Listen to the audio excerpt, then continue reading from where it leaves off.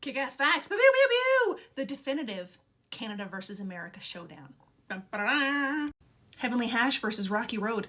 Both are chocolate ice cream varieties, but Heavenly Hash is more common in Canada and is considered a richer, more indulgent treat. It often features chunks of chocolates, almonds or pecans, and swirls of marshmallow cream. The exact origins are unclear, but it emerged as a variation of chocolate ice cream with added indulgent elements. Rocky Road, popular in the United States, typically includes marshmallows and almonds, but without the extra pieces of chocolate or fudge found in Canadian Heavenly Hash. Rocky Road is one of the oldest ice cream flavors, believed to have been created during the Great Depression in the 1920s to lift people's spirits. The name Rocky Road was meant to signify getting through tough times.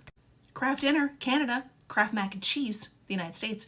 While it's essentially the same product, in Canada it's called Kraft Dinner, often shortened to KD. It is an iconic staple in Canadian households and is often considered a comfort food. It is so popular that Canadians eat 55% more Kraft Dinner per capita than Americans. In the US, it's more commonly known as Kraft Mac and Cheese, and although it is beloved, it does not carry the same significance as it does in Canada, and it's positioned as more of a children's meal or a side dish, whereas in Canada, it's a full meal all on its own.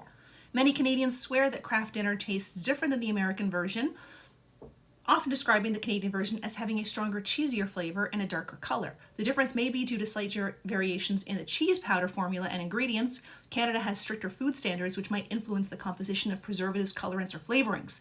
The color of the cheese powder can also appear slightly different, with KD having a more distinct orange hue compared to the paler look of its American counterpart. Robertson screwdriver in Canada versus the Phillips screwdriver in the United States. I have my trusty screwdriver here to show you. The Robertson screwdriver was invented by Peter L. Robertson, a Canadian, in 1908. It has a square-shaped socket which allows for better torque transfer and reduces the risk of slippage, also known as camming out. It is also less likely to strip the screws. It even has a color coding to indicate the size of the square tip. So, where is it? I lost my spot. Orange is the smallest. I have no orange here. Then there's yellow, green, red, and black. These became popular in Canada and some parts of the world, but are not widely adopted in the United States due to licensing issues. The Phillips screwdriver with a cross-shaped tip is more commonly used in the USA. The taper design is meant to prevent over-torquing, which causes the screwdriver to slip out when excessive force is applied.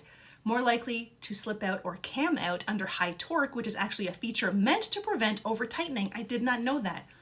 This makes it less effective for power driving, that's what she said, especially with harder materials. Smarties, Canada versus Smarties, USA. Smarties in Canada are candy-coated chocolate pieces, similar to M&M's but totally different. Smarties chocolate is creamier and the shell is thinner and more sweet. Smarties are made by Nestle and have been around since the 1930s. There's even a jingle. Canadians, when you eat your Smarties, do you eat the red ones last? Do you suck them very slowly or crunch them very fast? Eat that candy-coated chocolate, but tell me when I ask, when you eat your Smarties, do you eat the red ones last? In the United States, Smarties are tart, chalky candies that come in small rolls, produced by the Smarties Candy Company since 1949. The US version of Smarties are often called Rockets in Canada, and I only ever see them at Halloween. Z versus Z. The pronunciation of the letter and Z in Canada, United Kingdom, Australia, New Zealand, and most other English-speaking countries. In the United States, it's pronounced Z. Z comes from the Greek letter zeta, which is pronounced Z in most European languages. Z was popularized in the early 19th century in the United States and was likely influenced by a pattern in English where many other letters rhyme. E, B, C, D, E, G, P, T, and V. The adoption of Z made the alphabet song rhyme better for children, especially the final sequence, X, Y, and Z. Washroom, Canada versus restroom or bathroom, USA. Although some Canadians use bathroom. Canadians predominantly use washroom for public facilities and private ones like in homes. Washroom is the most common term, although we will use bathroom if there is specifically a tub or shower in that room. In the United States, restroom is reserved for public facilities because it is seen as more formal public use term in American English. It applies a place to rest. Historically, it might have included lounge areas in public. It's also considered more polite than bathroom.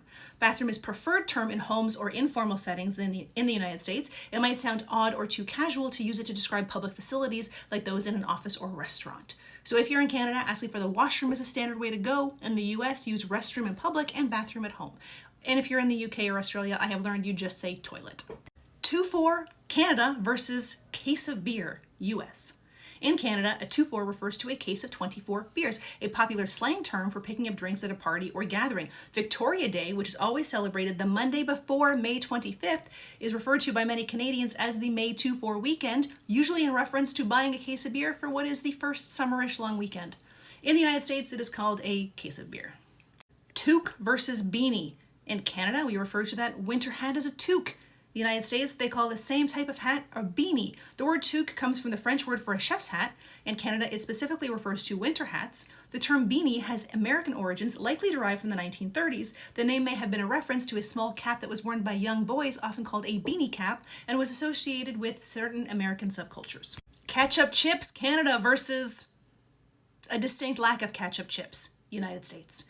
Ketchup chips were first introduced into Canada in the 1970s. They were created by Canadian snack food companies looking for unique flavors that would appeal to Canadian tastes.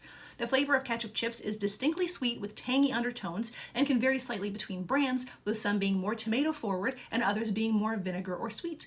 There have been attempts to introduce ketchup-flavored snacks in other countries, but they do not capture the same level of popularity as they do in Canada. Honorable mention. This wasn't from research, this was my personal experience. Oreos. And this one makes me sad. I was in Missouri once for work, and I went to a grocery store that was across the street from my hotel. Schnucks. There was a wall of Oreos. A wall. My local store, 4 varieties. That's it, that's all.